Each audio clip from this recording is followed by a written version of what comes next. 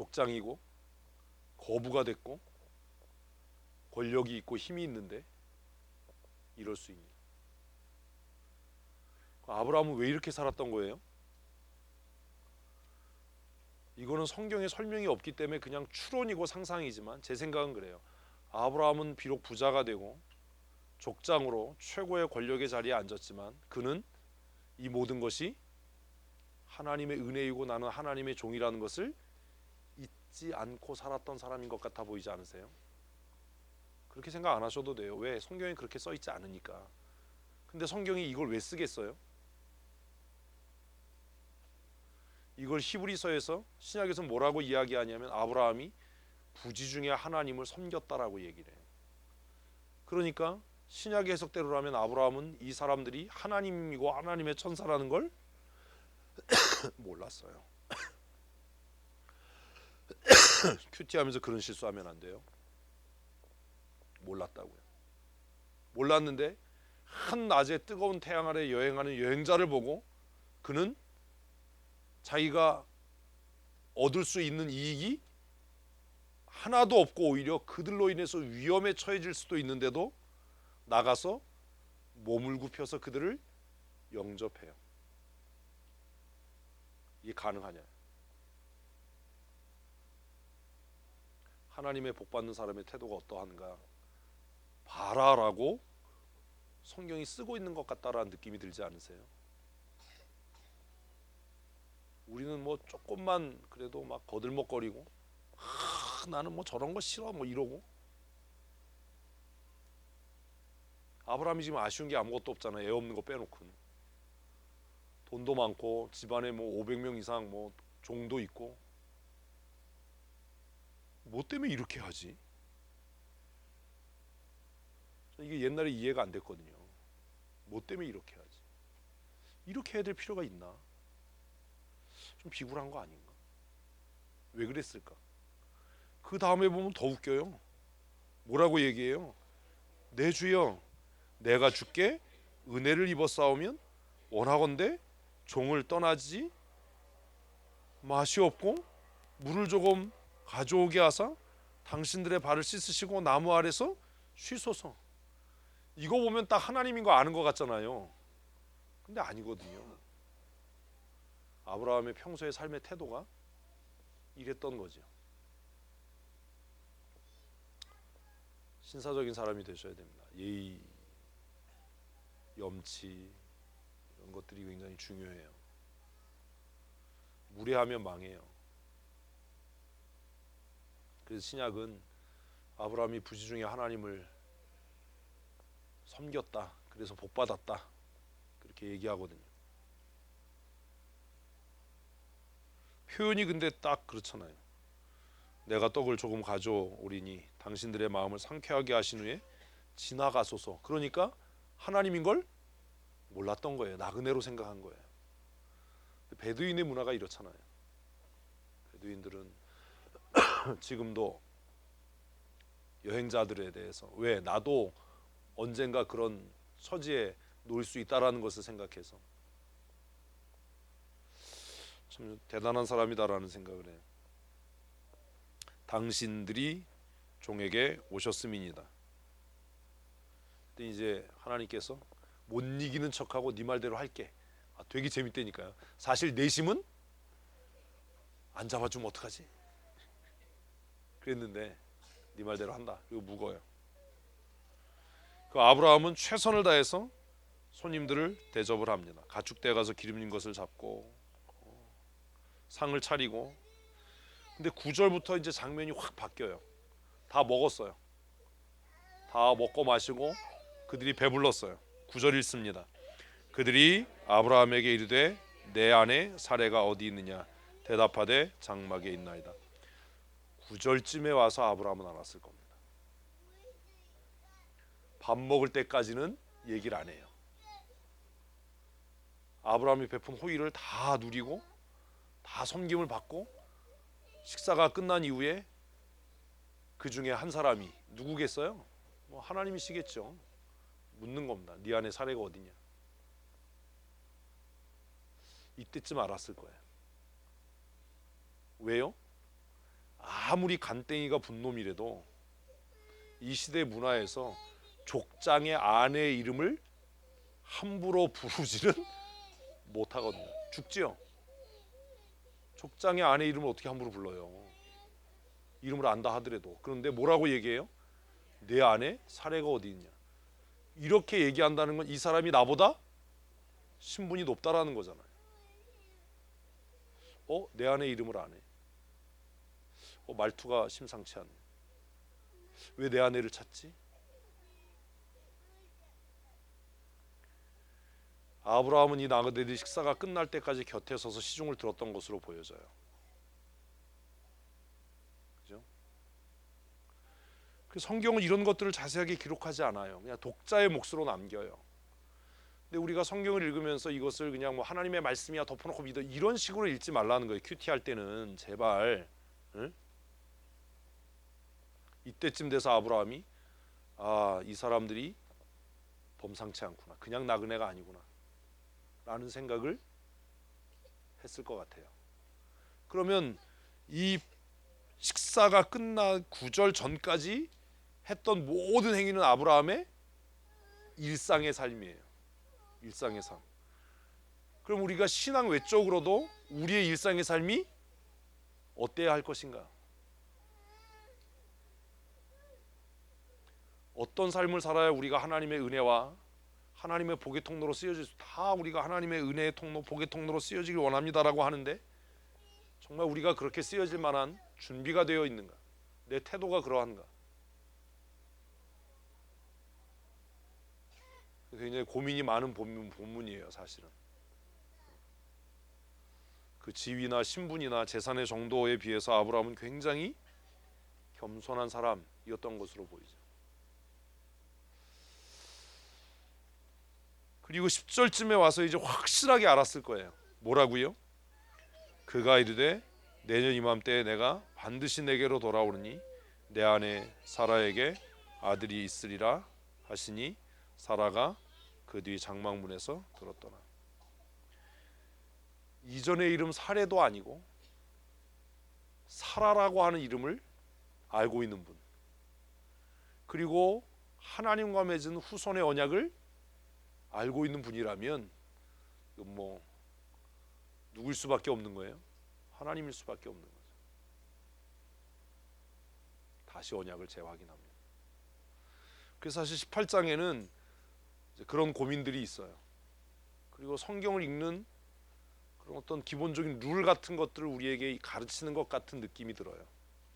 우리는 1절에 여호와께서라는 말 때문에 현혹이 돼서 이 나레이션 때문에 헷갈려서 아브라함도 알았을 거라고 생각하지만 사실 그렇지 않다라는 겁니다. 그러니까 평소에 어떻게 사셔야 돼요? 잘 사셔야 돼요. 모든 사람에게 선을 행하고 예의 바르고 반듯하고 그렇게 사셔야 됩니다. 그래야 부지 중에라도 하나님의 은혜를 덧입지 않겠습니까? 최선을 다해서 아브라함은 나그네를 섬겼고 그 중에 하나님을 섬기는 그런 은혜를 누리게 됩니다. 11절 같이 읽겠습니다. 아브라함과 사라는 나이가 많아 늙었고 사라에게는 여성의 생리가 끊어진지라. 그래서 17장에 전능하신 하나님이 이제 확 다시 부각이 되는 겁니다. 이렇게 될 때까지 기다리셨구나. 그러니까 빨리 포기하는 게 고생을 덜 하는 겁니다. 내 능력으로 하려고 하니까 힘들죠.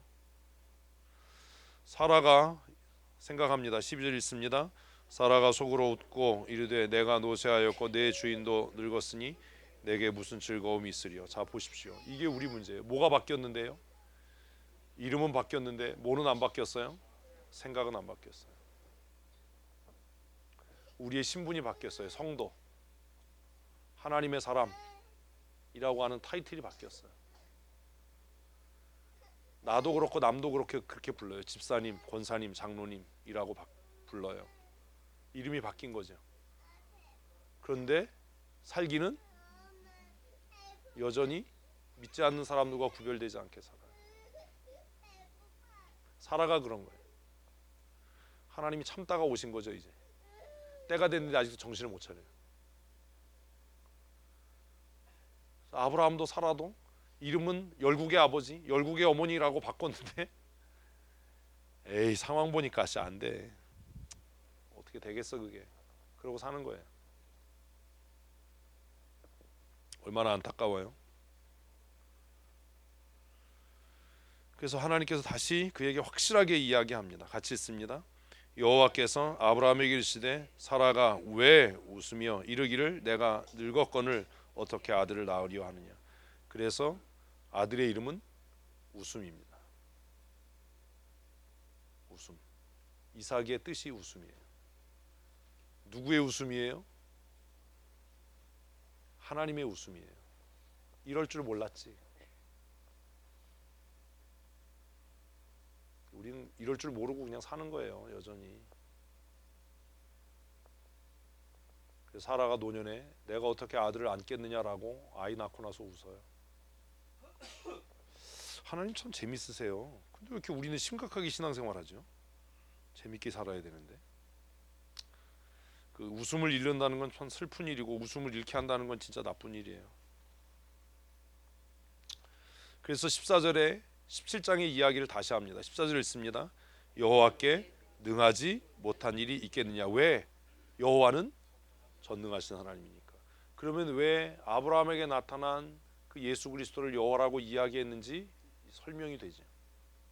전능하신 하나님이라고 하는 것을 부각시키려고 하니까 아마 그랬던 것으로 보여집니다. 기한이 이를 때에 내가 내게로 돌아오리니 사라에게 아들이 있으리라. 사라는 두려워서 이 일을 부인합니다. 그리고 이제 16장이 그 다음 이야기예요. 여기까지 큐티가 하나 끝났죠. 적용은 여러분들이 알아서 하시고 16절 읽습니다. 그 사람들이 거기서 일어나서 소돔으로 향하고 아브라함은 그들을 전송하러 함께 나가니라. 요게 전체 배경입니다. 그리고 이 배경을 보다 상세하게 설명한 게 17장 17절부터입니다. 여호와께서 이르시되 내가 하려는 것을 아브라함에게 숨기겠느냐. 하나님께서 왜 하려는 일을 아브라함에게 안 숨기죠? 사실 우리가 고민할 건 이 16절부터의 17절부터의 이야기예요. 사실 앞에 게 이해가 돼야 뒤에 게 이해가 되니까.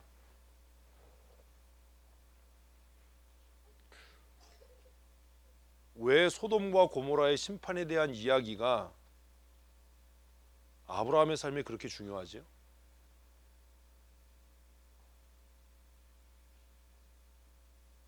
굉장히 어려운 건데요.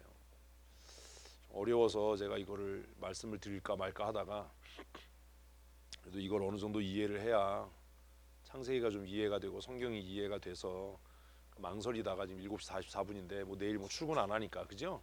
바쁜 일도 없고 오늘 밤에 할 일은 그냥 윷놀이에서 베껴 먹는 것밖에 없어요. 그러니까 극비를 얘기했네.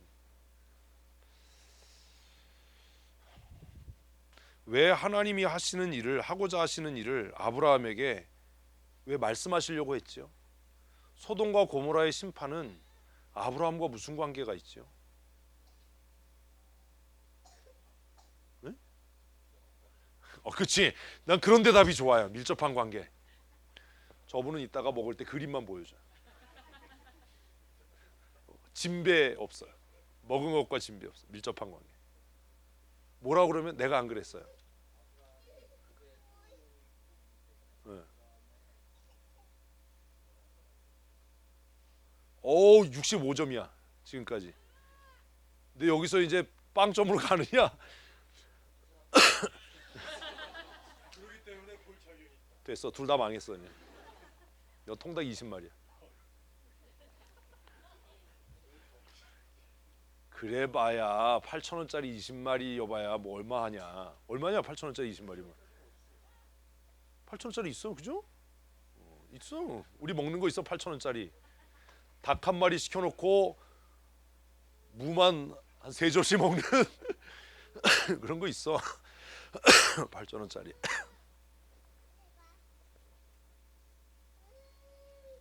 이거가 거의 대부분 이해가 안 될 거예요.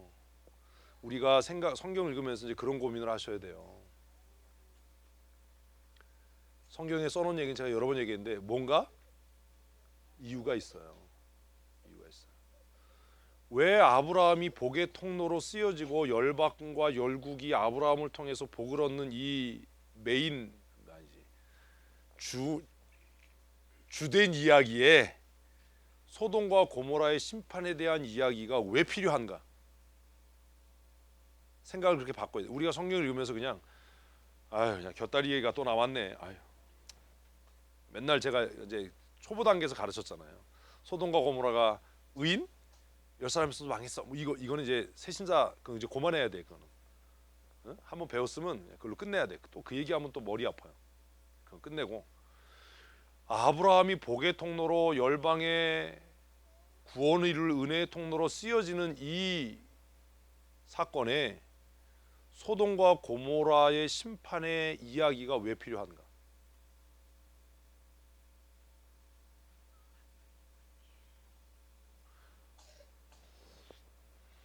답을 찾기 전에 제가 이런 이야기를 계속 드리는 것은 성경을 읽을 때 생각의 전환을 하시라고 지금 말씀드리는 거예요. 이런 훈련이 안 되면 좋은 지도자가 될 수 없습니다. 성경 모르고 열심히 해봐야 그냥 사꾼으로 끝나는 거고 자기 열심으로 하다가 나자빠지는 것밖에 뭐 더 할 게 없어요. 정말 여러분들이 좋은 믿음의 사람으로 하나님 앞에 쓰여지기 원하면 기본기를 충실히 해야 되는데 그게 성경을 이해하는 겁니다. 아브라함이 열국의 열방의 복의 통로로 쓰여지는데 소돔과 고모라의 심판 이야기가 왜 필요합니까? 이거 힌트 다 준 건데. 응? 됐어. 눈을 안 마주치려고 그러지 마. 여기가 베트남이냐? 너 마주쳤어 이제. 빨리 대답해봐. 그래서 제가 바울이 참 대단한 사람이다라고 계속 얘기하는 게 뭐냐 하면 바울의 로마서는 그래서 탁월한 거예요. 사실 바울의 로마서를 구약을 모른 채로 읽으면 그냥 본문을 해석하는 것밖에 없고 문장력이 뛰어나 그냥 논리성이 탁월해 그 이상이 없는데 구약을 알고 나면 바울의 저술은 정말 탁월하다라고 탐복할 수밖에 없어요.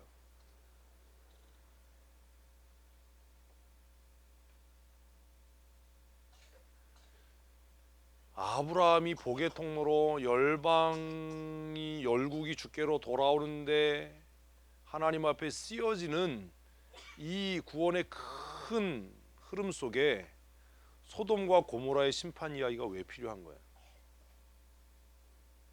이 이야기가 필요가 없다면 이 이야기를 할 필요가 없잖아. 왜 쓴 거야 이걸? 조카 롯 때문에? 아니잖아. 조카 롯이 구원의 통로로 쓰여지지 않잖아. 왜 쓴 거야 이 얘기? 이 답이 어려운 이유는 한 번도 이렇게 생각해 본 적이 없기 때문이에요. 읽는 훈련이 안 돼 있는 거예요 우리가. 지금 성경은 구속사적인 관점이라고 하는 걸 제가 계속 얘기를 했고 성경은 무엇에 관심이 있어요? 하나님의 구원 역사를 이루어가는 데 관심이 있어. 근데 하나님의 구원 역사가 이루어져가는 그 관심을 가지고 역사를 바라볼 때 이 이야기는 하나님의 구원 역사를 이해하고 하나님의 구원 역사가 구원 역사 되기 위해서 꼭 필요해라고 하는 이야기만 들어온 거지 성경에. 110% 힌트를 줬어요. 내가 지금 한 얘기만 정리해서 얘기하면 답이야. 소돔과 고모라의 심판이 행해져야 아브라함을 통한 믿음으로서의 구원이 완전해지는 거야.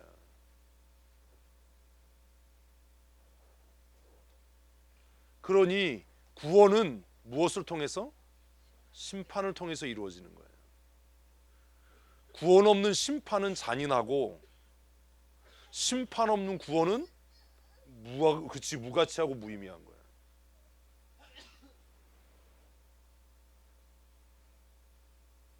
이거 알았으면 신학 석사 과정 끝난 거예요. 근데 여러분들이 안 되는 이유가 뭐냐면 그 중간 내용을 모르고 결과만 알기 때문에 논문 읽은 사람하고 별반 다른 게 없는 거예요. 이해되셨어요? 이해가 아직 안 되죠. 그래서 바울은 뭐라고 이야기했냐면 죄가 은혜를 더 은혜되게 한다. 우리 그게 이해가 안 되는 거예요. 그러니까 바울의 저술 로마서만 읽으면 논리적으로 탁월하고 뛰어나, 참 철학적이고 사변적이야, 이렇게까지는 되는데 앞에 있는 성경 전체 내용을 이해하고 로마서를 읽으면 이 사람은 괴물이다. 어떻게 이렇게 복음을 그냥 관통해서 설명할 수 있을까? 그런 생각을 하게 되는 거예요. 소돔과 고모라의 멸망과 심판은 아브라함이 하나님께로 받은 은혜를 더 은혜되게 하고 그 구원을 더 가치 있게 하는 거예요. 가치 있게라는 말이 그냥 이 언어가 갖고 있는 한계인데, 소돔과 고모라의 심판이 없다면 아브라함에게 약속하신 너는 열국의 아비가 되고 모든 민족이 너로 인해 복을 받을 거야 라는 약속은 현세적이고 무의미해지는 거예요. 그러니까 아브라함에게 하신 열방이, 열국이 너로 인해서 복을 받게 될 거고 열방이 너의 복에 참여하게 될 거야 라는 그 약속이 소돔과 고모라의 멸망을 통해서 이것이 현세적인 약속이 아니라 앞으로 장차 오게 될 메시아를 통한 하나님의 나라의 도래, 하나님의 나라의 완성이라고 하는 메시아 왕국을 꿈꾸게 하는, 내가 무슨 소리 하는 거냐, 아유 진짜 이 성도들을 앉혀놓고 하게 하는 모티브가 되는 거예요. 모티브라 또 영어 썼네. 그래서 이 사건이 중요한 거예요. 죽었다 깨나도 이런 생각을 못 하거든요.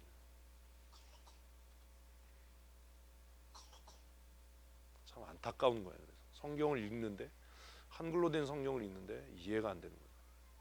왜 도대체 99세에 하나님이 나타나서 할례를 행해라, 너는 내 앞에서 행해서 완전하라고 말씀하시고 왜 갑자기 이삭 낳는 이야기로 곧바로 이어져야 드라마가 쫄깃쫄깃할 거 아니야, 그죠? 왜 이렇게 늘어지는 얘기를 중간에 짜증나게 하지? 내가 예전에 성경 읽을 때 그랬거든. 빨리 약속했으면 이삭이 나와야지. 왜 약속했는데 이야기가 갑자기 다른 데로 가지? 뭐 시나리오를 이따구로 써. 드라마의 긴장도가 떨어지잖아 막 이랬는데, 정신 차리고 철들어 성경 읽으니까 이게 은혜인 거야. 이게 아브라함을 통한 복이 진짜 복이라고 하는 것을 확 두드러지게 하는 사건인 거예요. 왜냐하면 성경은 그 당시에 소돔과 고모라가 죄악이 관영했다라고 이야기하는데, 사실 죄악이 관영했다라는 말의 다른 표현이 뭔지 아세요? 죄악이 관영했다의 다른 표현이 뭐야?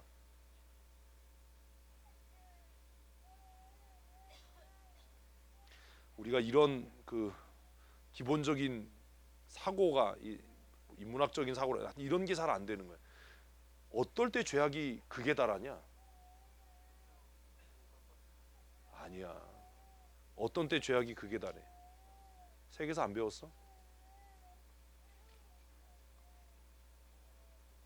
문명과 물질 문명과 문화가 극에 달했을 때. 가난한 사람은 죄 짓고 싶어도 못 지어.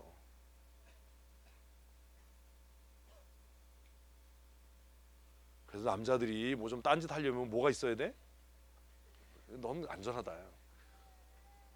왜 안전해? 일단 머리카락이 없잖아.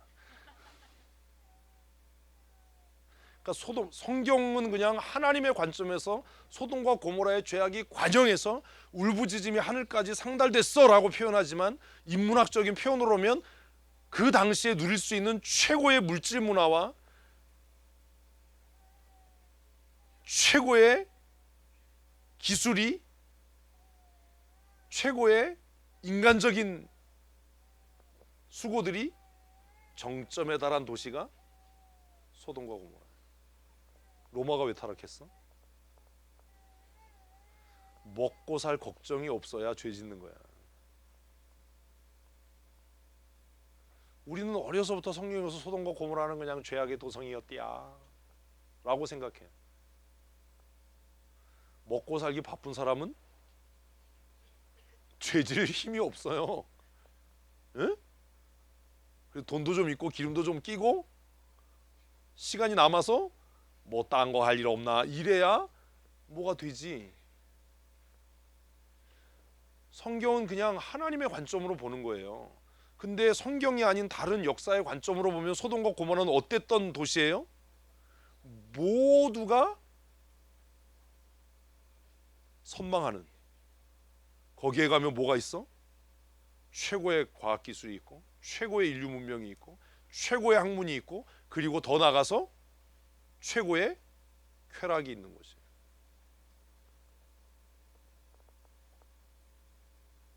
못 살고 가난한 동네에 룸사롱 있는 거 보셨어? 우리는 자꾸 이렇게 편향된 시각으로 뭘 보는 거예요.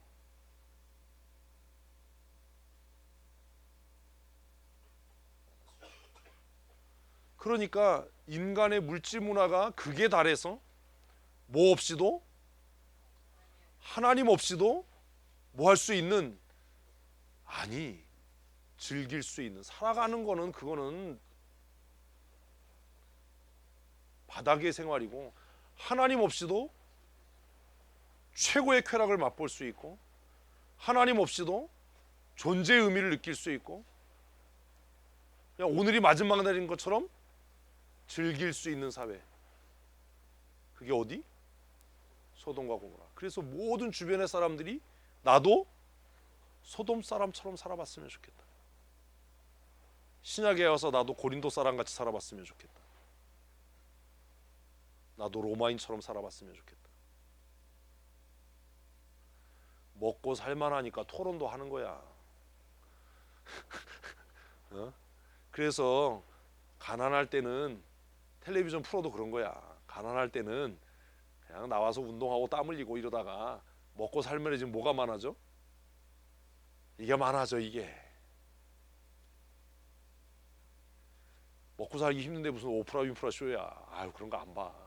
그냥 웃으면 복이 와요. 이거 최고야. 어? 이게 최고야. 기밀 최고야. 한번 박치기 하면 그냥 스트레스가 다 날아가고 그냥 막 경제 성장이 막 일어나. 우리 성경을 자꾸 그렇게 보는 거예요. 인류의 역사는 두 방향으로 흘러요. 지금도 그렇고 이때도 그렇고.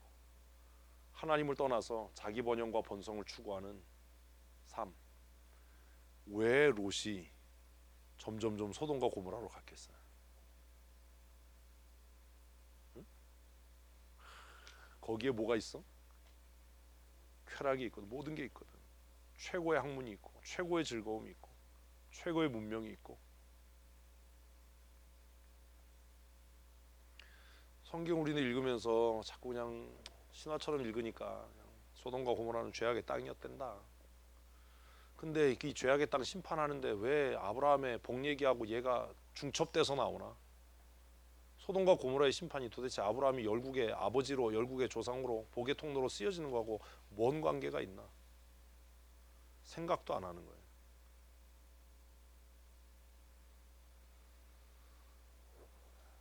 성경은 좀 어떤 땐 그래. 그냥 좀 쉽게 써놓으면 좋았을 텐데 그 얘기했잖아. 그걸 다 풀어서 쓰면 삼류가 된다고. 이 당시에 소돔과 고모라는 모든 사람들의 선망의 대상이었던 도시예요. 돈 있으면 어디 가서 살고 싶어? 아니 대치동. 애들 기르는 학부모는 대치동. 왜? 학원 많잖아. 예수 믿는 사람도 그렇게 사니까 망하는 거야. 강남. 돈 없어서 여기 사는 거지. 그러니까 그 사람은 가난하게 살아가는 게 복이야. 부자 되면 지옥의 속으로 갈 텐데, 소돔과 고모라를 향해 갈 텐데. 그러니까 뭐 복 주세요 이런 기도 하지 말라고. 복 받을 준비가 안 돼 있는 거야. 내가 조그만 교회 가난한 교회 목사니까 이러고 있겠지. 내가 큰 교회 있으면 골프 치러 다니고 이러지 않겠어. 그럼 또 박민철자가 따라와가지고 목사님 나이스 샷, 아우 목사님 할렐루야 이러지 않겠어. 같이 지옥 가 인마. 우리가 가는 지옥이 어디냐 하면 매일 퍼팅하는데 안 들어가는 지옥이야. 어씨. 아유 웃자고 한 얘기가 아니라 좀 심각한 얘기예요 사실. 그래서 이 이야기에서 소돔과 고모라의 심판은 결국 아브라함에게 그걸 가르치는 거예요. 뭘? 네가 복의 조상이야. 그러니까 뭐 부러워하지 마. 세상의 번영을 부러워하지 마라. 근데 우리는 아브라함의 후손이라고 얘기하는데 뭐가 부러워? 세상의 번영이 부러워. 돈 빨리 벌어서 인디언을 사야 돼. 그지? 발키리? 죽어 엄마. 망하는 길 가는 거야. 우리 다 그러잖아요. 아 내가 돈 없으니까 이러지. 내가 돈 있으면. 이 이야기의 내용을 아는 게 사실 중요한 게 아니라 왜 모세는, 왜 하나님은 아브라함에게 네가 복의 근원이 될 거야, 열국의 조상이 될 거야, 모든 민족이 너로 인해 하나님의 영광을 보게 될 거야 라고 이야기하다가 소돔과 고모라의 이 추잡스러운 이야기를 써놨을까? 얼마나 추잡한 이야기가 써 있어요. 근데 정신 넋 빠진 미친놈의 새끼들이 동성애가 죄가 아니라고 자꾸 떠들잖아. 동성애는 언제 문제가 돼요? 소돔과 고모라를 보면 쾌락이 극에 달했을 때, 돈이 있어질 때, 더 이상 추구할 쾌락이 없을 때. 성경 읽으면서도 그런 고민을 안 하는 거예요. 무슨 뭐 성경에 어디 동성애 하지 말라는 얘기가 아니야. 정말 정신 나간 목사들도 미친놈들이 정말 많은. 창세기 18장 읽어봐라. 확 아주 그냥 막 그냥 하지 말라는 말보다 더 무서운 말이 써 있는데 정신 안 차릴래? 이해되셨어요 구조가? 그래서 구원은 뭐가 전제될 때? 심판이 전제될 때 구원은 구원 같은 거예요. 심판이 없는 구원은 무의미하고 무가치예요. 그런데 구원이 없는 심판은 잔인한 거예요. 응? 구원이 없는 심판은 잔인한 거라니까. 그래서 앞에서부터 그 얘기를 한 거야. 노아의 방주가 없는 홍수는 하나님의 무자비함이에요.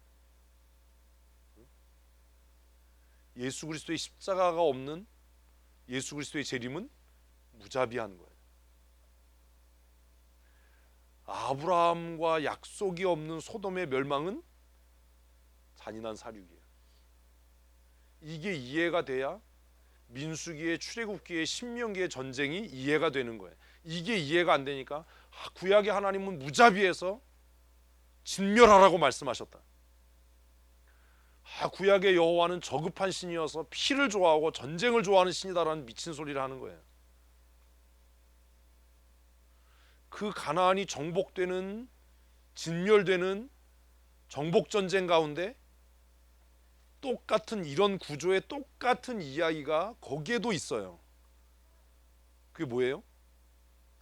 기브온 사람들의 구원이야.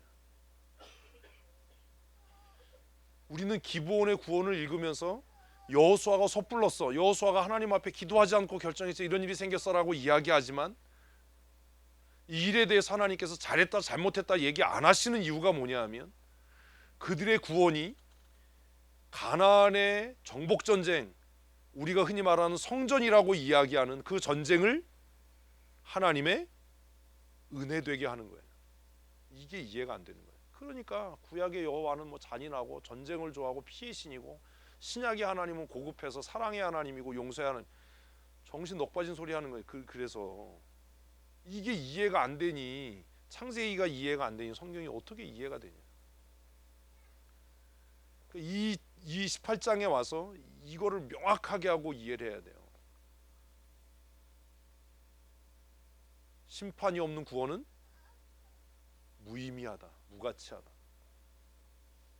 구원이 없는 심판은 잔인한 도살에 불과하다. 근데 그걸 알았어 이제. 그럼 이걸 우리가 오늘 우리의 삶에 어떻게 적용할 수 있어요? 징계와 책망이 없는 사랑은 방종이야, 무가치하는 거야. 그거는 용서가 없는 징계는 무자비함이에요. 애들 야단치고 때려야 돼요. 근데 어떻게 해요? 그 아이가 충분히 부모가 나를 사랑하고 있다는 것을 깨닫게 한 이후에, 그냥 패는 게 아니라 무조건 감싸주는 건 애를 버리는 거예요. 잠언은 그 얘기를 해요. 이게 이해가 안 되는 거예요. 하나님의 사랑을 이야기하고 치리하지 않는 교회는 그 교회 존재가 무가치하고 무의미해지는 거예요. 똑같은 얘기잖아요. 용서함과 회복의 은혜가 없는 치리는 잔인한 거예요. 치리하면 끝까지 책임져야 되는 거예요. 그러니까 치리는 용기 있는 자가 하는 거예요. 공의롭고 정의로운 사람이 해야 되는 거예요. 사랑하는 사람이 해야 되는 거예요. 사랑한다라고 하는 걸 깨닫지 못한 상태에서 아이가 맞으면 어떻게 되겠어요? 뭔 말인지 아시겠어요? 성경에서는 원리들이 배워져야 돼요. 지도자들이 이것들을 배워야 돼. 그래서 지도자들이 평소에는 내가 맡고 있는 약물이들에게